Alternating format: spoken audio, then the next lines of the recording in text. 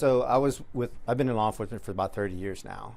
San Antonio Police Department for 22 years, assigned to the United States Secret Service and deputized as an agent with them for 8 years. I was a chief investigator at the district attorney's office for 4 years. I'm currently now teaching graduate level criminal justice courses at University of Incarnate Word, where I just defended my dissertation in organizational leadership. And my study was just this, what we're talking about today, is the leadership within agencies and how they make their decisions. And is it best practice? Are they now putting officers in danger by creating all these policies where officers are so concerned with policies and they're not, instead of being focused on tactics? When you read that synopsis provided by Comal County, what were some of the initial questions that you had? Immediately, my question was anybody actually dispatched to the location? It sounds like they use the word deployed negotiators, but if you read it, they talked about how they worked with the dispatchers to listen in the conversations and assess the situation based on phone conversations. They used a drone to make sure that the suspect hadn't left. We don't know if everyone is safe in that home. So what good is it to know that he's there? Someone should have been deployed there and dispatched there, several officers, to make contact with this individual. When you hear about what happened in Comal County and hear about what happened with SAPD, these situations seem eerily similar, from making statements to the effect of, I'm going to shoot police, I'm going to do this, I'm going to do that, I'm going to kill myself, I'm armed. In these situations, when does it no longer become a mental health call? Yeah, as soon as there's violence like that. I mean, he was discharging his firearm. I mean, at that time, there's no more staging, right? There's no more, let's sit and make a plan. When there's an active incident occurring, an active attack, the main priority for law enforcement is to stop the threat, period. And fortunately, no one else was injured. Fortunately, he didn't shoot other tenants that live in that building or accidentally shoot them as he was discharging his firearm. But I think that the law enforcement leaders need to start evaluating that. They're creating all these policies right now, and these law enforcement officers are so concerned with following policies so they're not held accountable with disciplinary actions that they're forgetting the tactics, right? They're forgetting the public safety aspect of this. And we had this conversation when we talked about Uvalde. That delay, every second costs lives. I want to talk about that. A lot of the comments that we're seeing are, well, if 7 officers were shot, this screams bad practices, bad tactics. Maybe we need to be training officers better. But with Uvalde, inaction was criticized, and here in San Antonio, action is being criticized. Yeah, I think that what the public doesn't understand is some of these injured officers didn't take direct fire. They used a shield, so they were equipped. They used a shield, and those shields were stopping the rounds, but also when that round hits, you can have fragments that disperse. And so some of these officers had very minor, superficial type wounds that were actually even treated, and they released them immediately. So yes, 7 officers were shot, but I believe it's only, if I'm not mistaken, 2 that were actually struck directly. One was in the hip area, one was in the elbow. So yes, we need to look at this and evaluate it, because 7 officers did get injured, but fortunately no one got seriously injured, no one's in critical condition, so it was kind of successful, although very messy, very messy. When you think about the caliber of weapon used, the type of weapon used, it's my understanding he was armed with a revolver and a shotgun. When you think about shotgun, birdshot, I believe is what he had shot officers with, in addition to with a revolver. Do you think that that might contribute to the number of injuries will see in a situation like this? Absolutely. So I did see the photos of that revolver, and it was a snub nose, so it had a very small barrel. So everyone knows from a long distance those barrels are not very accurate. And of course, if you know about birdshot, and for those who don't know, it's just a bunch of pellets and they disperse. So again, distance, those pellets start to slow down and they don't penetrate as deeply and cause as much damage. Very fortunate that he didn't have some type of long rifle, not a shotgun, but an actual rifle. I know that they said that he had a rifle, but it ended up being a shotgun. that he was using. So fortunately, he didn't have a long run, because I think the outcome would have been a lot worse than what it was. I know you mentioned Uvalde. Talk to me about some of the parallels that exist here in terms of the response and the breakdown in response in Uvalde. I mean, we see in the key card that once they hear that shots are fired, we're dropping this plan to stage at Cornerstone, I believe it was, and they're making the scene immediately. Talk to me about why that happens. I believe that part of that change was Uvalde, and there's no more delay now, right? And they understand that, because again, every minute, every second, their lives could be lost, and so that, I think that's why they pivot. Initially, which if it was a hostage situation where the guy's contained, he's not firing, then yes, let's do a staging, let's get negotiators, let's get the SWAT, let's get EMS and fire on standby for the injured. But when there's an active attack, then you have to pivot, and you do have to go straight to that threat to eliminate it. So the difference, of course, is Uvalde, there was a pause. There was an active threat, but they were pausing. There was shots fired, but they were pausing. They didn't respond appropriately, in my opinion. SAPD responded immediately. It was just a very messy scene. I've heard from many officers that when SWAT showed up with the Bearcat truck, which is a big armored, they couldn't get through. Why? Because patrol cars were blocking. And so I think that more training needs to be done. And we learn from these things, right? We're not criticizing them, but we learn from these types of incidents where, okay, now we're gonna have to make sure that when we have an active shooting situation, that we park in a manner of when we get the SWAT team in there, or EMS or fire, they can get in there easily and do their job.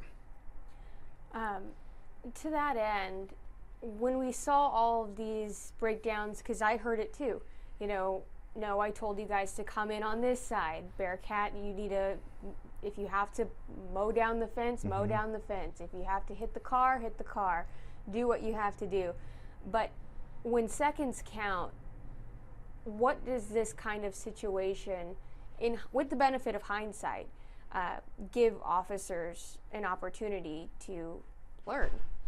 Right. I mean, this is a perfect opportunity to learn, and they have, we know that SAPD has a tactical village down there at the academy, and they need to incorporate this in the critical incidences when officers arrive, the proper way to park, right? For this reason. I mean, we say this over and over again, and even our training, it takes on average for a critical incident, for example, an active shooting training at a school, it takes an average for an officer to arrive is 3 minutes on average. 3 minutes. So every second counts. And look how much damage is done within 3 minutes of these school shootings. So that delay of, well, where do we go? Hit a car, no, go over the fence. All that delay is costing lives. So I think that this needs to be a training lesson for them, and active, and I hate to say this, create another policy of this is the proper way to arrive these locations, to be cognizant of SWAT team, be cognizant of EMS. Or fire. Can you imagine if someone was injured and they're bleeding out and EMS can't get in there?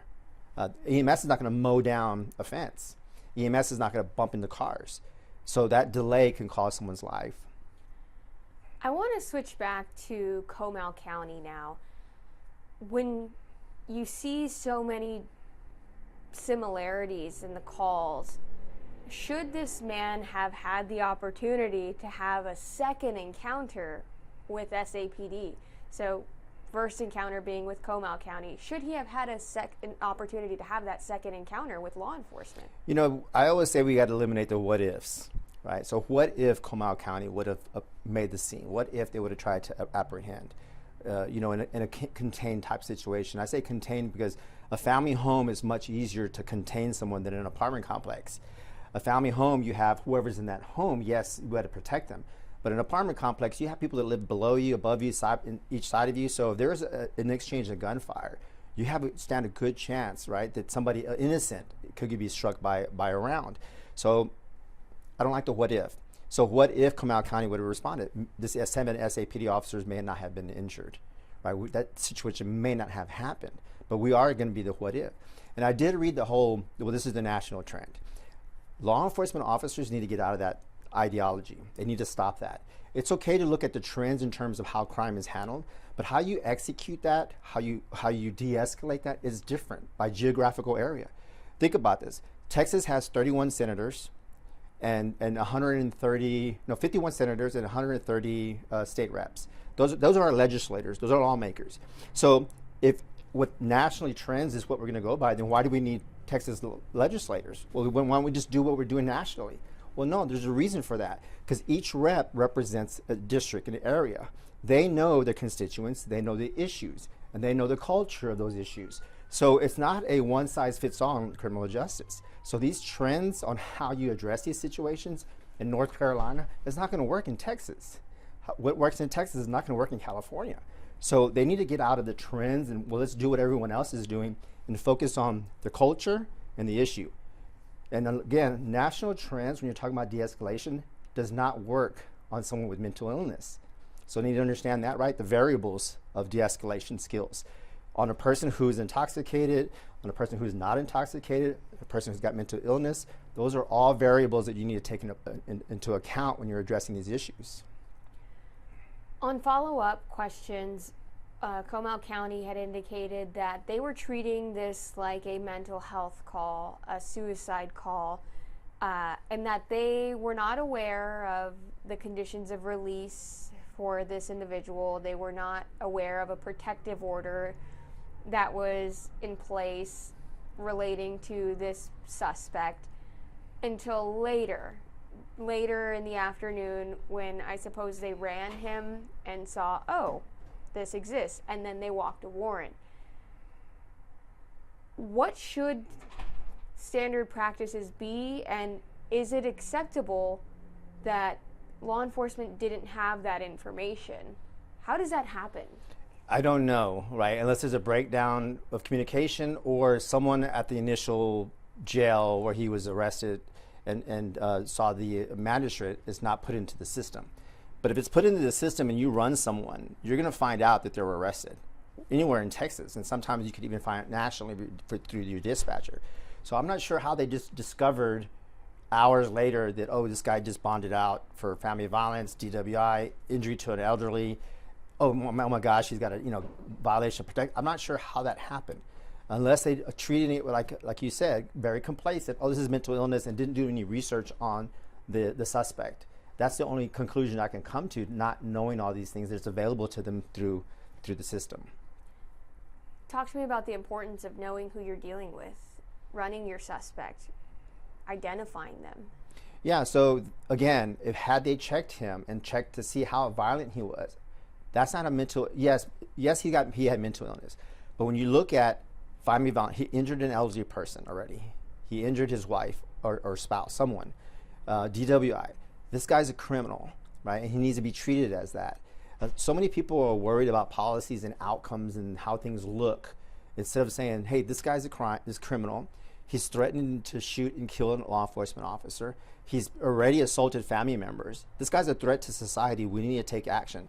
A drone to make sure he hasn't left yet is not appropriate in this type of situation. Everybody involved in his orbit, from his spouse seeking a protective order to his mother calling police to say, hey, my son's in crisis, to the in-laws filing a case against him for injury to the elderly. Everybody seems to have done their part. Do you think that the law enforcement agencies that handled this individual, and even the judicial system, do you think that they did their part? I don't know what the bonds were set at, so I'd like to learn what that is, because if it was ridiculously low, then that part failed. $35,000. So he had to come up with $3,500, which I think is extremely low considering of the violence that he committed against family members. If he's going to do that to his family, can you imagine what he does to people he doesn't know? Example, law enforcement. And so I think that the Comal County, sad to say this, but I think they failed on their actions or lack thereof. And they should have done more to apprehend this person and not just set a drone up to make sure he hasn't left. This is the thing also that people need to understand, is that he's threatening to kill law enforcement. And Comal County kind of just enabled that behavior, right? Because if it wouldn't have been the apartment complex, he could have been driving down the street and didn't use his blinker or pass a stop sign. And that officer who's approaching this person has no idea that in Comal County, hours later, just threatened to kill a police officer. So now you have an officer approaching a vehicle for just a speeding or a seatbelt, and now he potentially loses his life because there was no communication. There was nothing put in the database. And we've had this conversation before with 2 agencies here locally with an incident happened on 1604 with lack of communication. That can cost lives. It's very important for these agencies to start communicating with each other. And I want to switch back to tactics now. You had talked about procedures, and this is a national trend. It seems as if SWAT handled the situation pretty swiftly. I know it took a few hours, but they were tear gassing the guy, I believe pepper balling, deployed drones, and things like this. And that's a stark contrast to standoffs that we've seen from before, where it was days, where Right. we were waiting suspects out. What kind of message do you think that the waiting them out sends to perpetrators of crime? Yeah, well, remember years ago, there wasn't one just in the same area in Stone Oak, where that one was days. I mean, I can't remember exactly 2-3 days, and they were just waiting it out. I know that situation was a little bit different. This one, you had somebody who was actively discharging a firearm, right? So you can't wait, right? You can't negotiate that, right? You got to go in there and take action. And you're correct, SWAT did an amazing job, as they always do. Our SWAT team's amazing, but they only do what they can based on leadership. When the leadership gives them their approval to do these certain things. And I think that's a problem sometimes. Look, if we train our men and women in blue to do a job, and we're putting them through the academy and we're putting them through in-service every year, then we should trust them that when they're out there that they're going to address the situations appropriately and not have to wait for a supervisor to say, okay, I'm going to give you the green light. You know, again, Uvalde. Those officers should have been trained and know exactly what to do and not wait around to say who is in charge, where do we get the green light. No. It's an active attack. You're trained. You know how to respond. Respond. Just because it's a national trend doesn't mean it's the right trend. Correct. Yeah, and that's what people need to understand. That's why we had the conversation a while ago with legislators in each state, because crimes are different in each state and how you handle them based on culture. Even in San Antonio alone, when I was on the streets on the west side and then I transferred to the east side, very different cultures. So the way I would handle situations and the way I would talk to people were very different. And so that's no different than the national trend that they're talking about. Again, it's okay to use that as a baseline to start developing your own research, but you can't say, well, they're doing this in North Carolina or Colorado or wherever, so let's do that here also because everyone else is doing it. No, everyone's different, and the leaders need to understand that, and they need to start doing things the correct way and creating good policies, not knee-jerk policies. Good policies where these officers, number one, are safe, and number two, the community is safe as well. If I'm hearing you correctly, it seems as if you're suggesting that the onus isn't with the rank and file officer, but rather the leaders in the agency that have allowed this culture to permeate the entire department. Yes, I'm saying that. So during my PhD study, I learned with all the research and looking at articles and looking at data, a lot of these leaders are pushed by political pressure, right? The optics of something, of an outcome, right? Instead of looking at what's the cause of it. And so when we don't look at the cause of things and we look at the outcomes, then that's we come up with these problems we're having now. Because it's knee-jerk. Everyone looks at the outcome of things, the symptoms of the issue, instead of looking at what is the issue and how do we address that. Because we can fix that, then we don't have to worry about the symptoms anymore. But as you hang out in the symptoms, you worry about the media or you worry about the public and how they're judging. And you need to start saying, look, this is the research we've done, and this is the best appropriate way to keep you safe. And last question from me. Oftentimes, political figures say, well, we could have never foreseen that this person was going to do this. In this case, do you think that it was foreseeable? Oh yeah, absolutely. With the violence against his family, with the phone call that he was going to shoot it out with police, I mean, those are things that you act on. You don't just wait to see if he leaves or, okay, he's not calling anymore. After 4 hours, he's quiet now. Okay, the threat's gone. No, the threat's still there. The threat maybe just fell asleep. Or worst case scenario, what if the threat killed everyone in the home and killed himself? I think that it was sloppy. I really do. And I hope that this agency and other agencies learn from this, that we need to take the appropriate action. We need to put public safety first and everyone else around that home, and be concerned with that and take appropriate actions despite what could potentially happen. I mean, we know that, right? We don't want to die in the line of duty. We don't. But when the academy, they tell you, look around. Some of you may not live by the time you retire. So we're aware of that. We go into the job knowing that this is the risk. Again, we don't want it to happen, but we know the risk. And so train us, give us the tools, and allow us to do our job. I actually lied. I do have one more question. We saw the officers charged with murder and aggravated assault with a deadly weapon for their response, for their actions in responding to a mental health call. I was speaking with an attorney who indicated to me that this shooting was an example of how mental health calls, you can't treat everybody like a patient.